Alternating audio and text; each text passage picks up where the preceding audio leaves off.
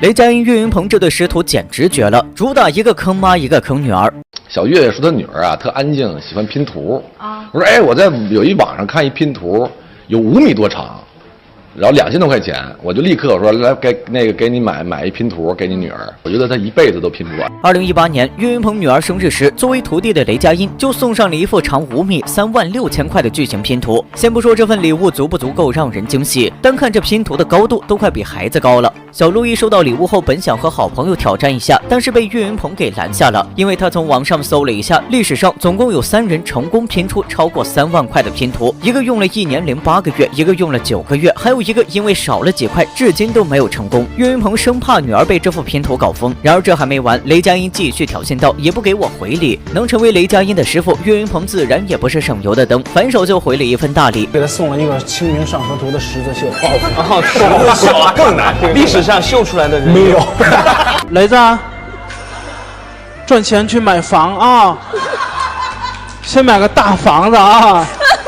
这幅十字绣并非普通的十字绣，而是一幅长22米的巨型清明上河图。可以说原画有多长，这幅十字绣就有多长。不说是能不能绣完了，一个人想要将它拿起来都异常困难。据说雷佳音的小助理收到这份快递的时候，直接打电话求助。然而岳云鹏高兴了，雷佳音却苦恼了，因为他的母亲得知有人送了一幅清明上河图的十字绣后，立马表示在有生之年把它绣完。这可吓坏了雷佳音，连忙出声阻止。过年的时候，我妈去剧组看我说：“儿子，那个月月那个刺绣来了吗？”我妈要用毕生生命给我缝满。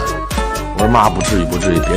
一个坑妈，一个坑女儿。不得不说，这师徒俩是有点搞笑天赋在身上的。而至于雷佳音为何要送岳云鹏女儿这样一副奇葩的礼物，也源于他不堪回首的拜师经历。一次饭局上，雷佳音喝多了，就对岳云鹏说：“我多崇拜你师傅，多想拜他为师。”岳云鹏听后立马表示：“你想见我师傅很难。”本以为雷佳音会知难而退，谁知他突然说：“我拜你吧。”就这样，在大家的嬉笑中，雷佳音成功拜岳云鹏为师。事后，雷佳音非常后悔，但又无可奈何，只能借着送礼物抒发一下心中的愤懑。郭京飞为了坑兄弟，是真的下血本了。第二个有一个影视演员啊，也可以叫做败类，是我一个好朋友，这人叫长得很怪，啊，头还特别大。他这最近啊拍这个皮卡丘就是配音啊，天天在网上啊嘲笑我，我就不想再跟他有这个互相再怼了，我就一招制敌。怎么办呢？我来这儿拜郭德纲老师为师。郭京飞口中的败类不是别人，正是他的好兄弟雷佳音。作为娱乐圈的冤种兄弟，两人没少在镜头前说对方坏话。比如说这次，郭京飞为了压雷佳音一头，直接拜师郭德纲，成为好兄弟的长辈。然而郭京飞自己嘲笑不算，还不忘拉上其他师兄和师叔。上一届你俩得叫我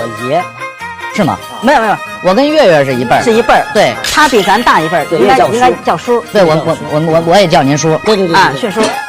他是月月的徒弟，对，雷是得叫师爷。伦，这个我祖爷。此时的雷佳音一定想狠狠扇自己2巴掌吧？喝酒就算了，拜什么师呀？这下自己真成孙子了。都说有什么样的徒弟就有什么样的师傅，雷佳音不仅被好兄弟欺负，就连郭德纲也时不时给他找一个师叔。其实亮亮来了啊。你以后出去想着说是我徒弟啊，我算拜师了吗？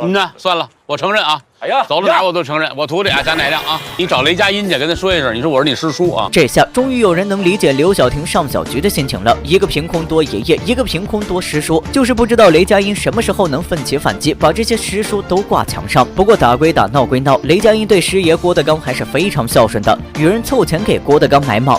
但是大前天，岳云鹏、郭京飞、雷佳音他们几人好像凑钱给我买了将近100件。哎呦啊，这是收的2手的那个民国的老的那个旧衣裳，给我拉家来了，给我乐坏了啊！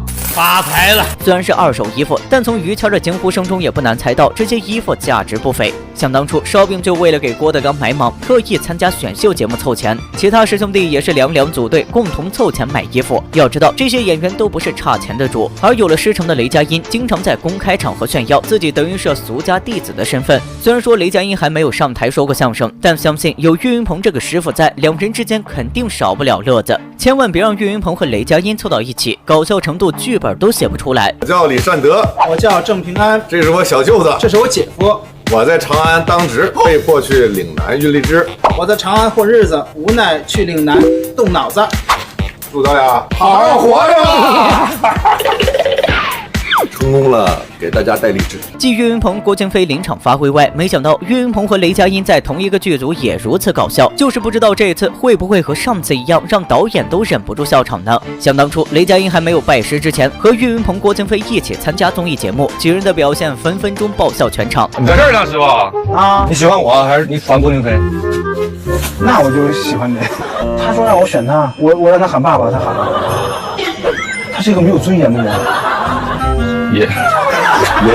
在极限挑战中，郭京飞为了拉拢岳云鹏，不惜舍下脸面叫岳云鹏爸爸。随后，雷佳音也想来拉拢岳云鹏，但听到郭京飞的骚操作后，一脸不屑，还只跟着一起吐槽。可是转眼间，他就喊了岳云鹏一声爷爷。这突如其来的一幕让岳云鹏瞬间瞪大眼睛，那表情仿佛在说：“你竟然也是个没尊严的人。”可能此时岳云鹏也忘了，他在面对郭京飞的时候也是这个样子。虽然说雷佳音是岳云鹏主动收的徒弟，但每次两人参加节目，岳云鹏都一脸嫌弃。节目组要求剩下4人中选出最不想搭档的人，岳云鹏想也没想到，直接写下雷佳音的名字。最不想搭档的人的名字，就说出来就好了呀，对不对？大不了打一架，是不是？你是不是要说我呀，岳云鹏？我选雷佳音。